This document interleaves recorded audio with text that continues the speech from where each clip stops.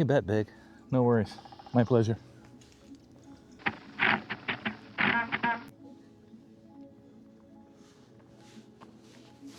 Hey, friends. Chris here. Flightography. Back on the river, the mighty St. Lawrence River in Upper Canada, not far from Quebec. The French word that means where the river narrows. There's always a story, even in a name. There's a story here. The calcium carbonate, the white you see, is a signal, a chemical signal from the water that things are changing.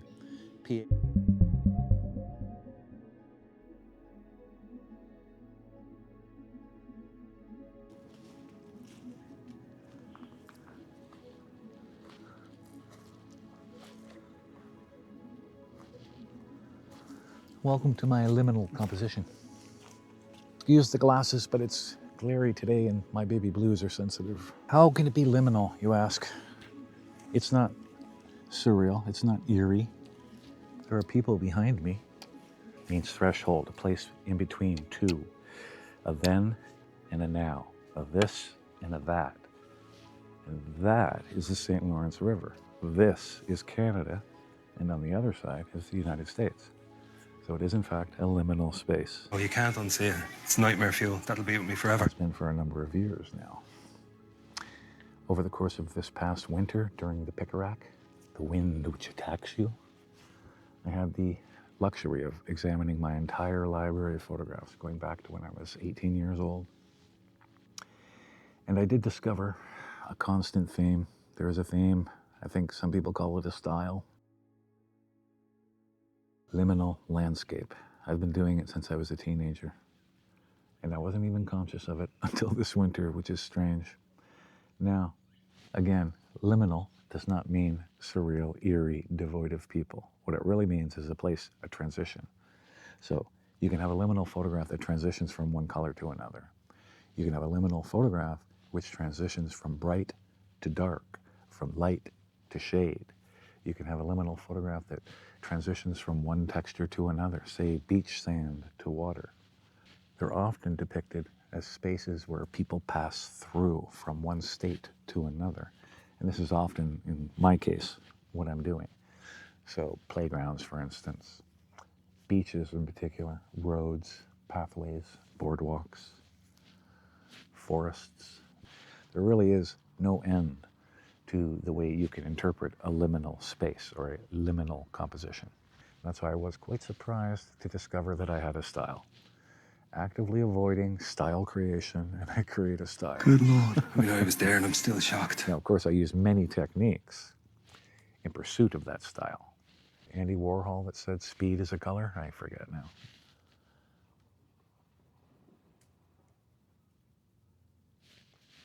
Techniques like panorama, triptychs. Triptychs are great for increasing narrative depth and providing an enhanced or broader visual balance. It allows you to play with context and use multiple cues or multiple subjects. Liminal does not mean you have to avoid people. You should probably avoid big groups of people unless there are big groups of people doing something unusual that indicates very strongly that they are somewhere else.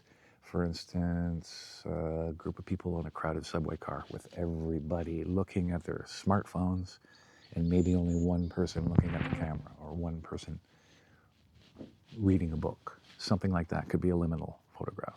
For me, when I take my environmental liminal photographs of people, often other wildlife, I like to have only one or two people, and I like to have them actively doing some sort of transitional thing, you know, taking them outside of their urban city life. And I only say that because 90% of the world lives in a city nowadays. Unlike me, I'm one of the 10%. I live in a rural area.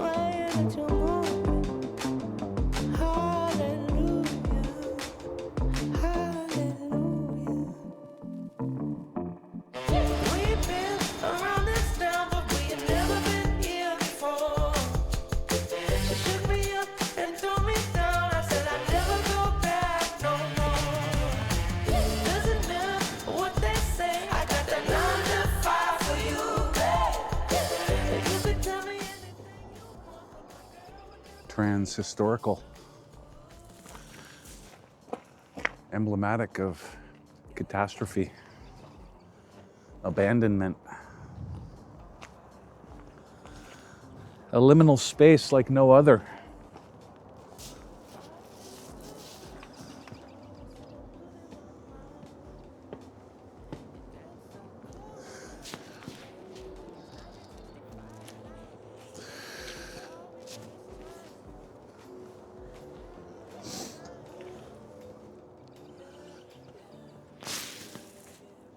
This form of liminal photography is like a protest against the aestheticization of photography and visual art in general.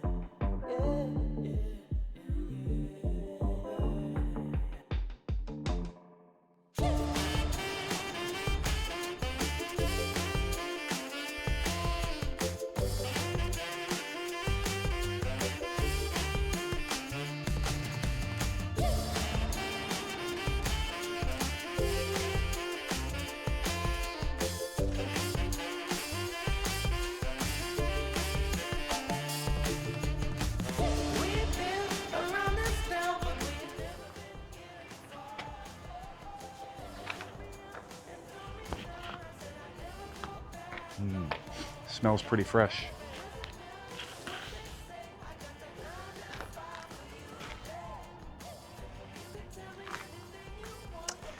What I wanted to say about liminal spaces, one thing they all share in common, there's an alchemy, a kind of a promise of transformation of some sort. Not necessarily bad or foreboding, just a change. This sums up everything I can think of about liminal spaces. This is in fact an old train station in one of the many old towns in southern Ontario. It's being claimed. I think I've found a canvas.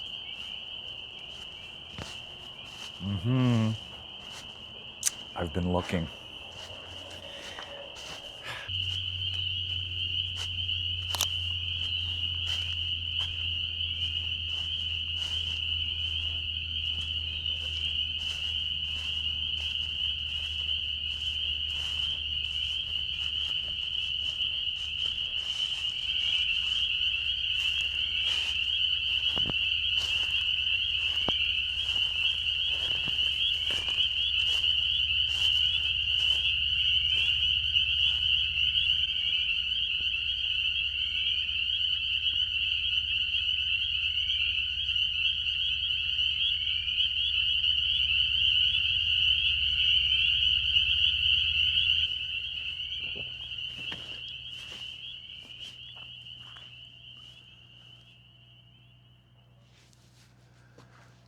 It really is like that.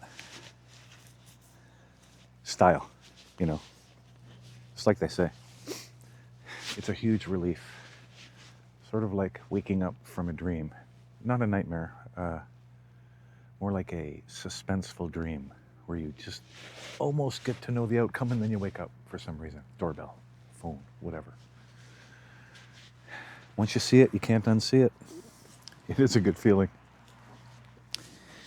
For example, here, this beach has everything you're looking for in a liminal composition. I have a grouping of 3 sets of picnic tables turned up on their ends for winter storage and, as it turns out, redevelopment.